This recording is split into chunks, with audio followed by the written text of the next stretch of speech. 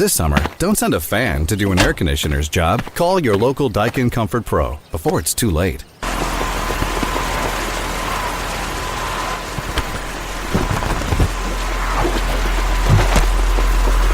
Daikin. Comfort for life.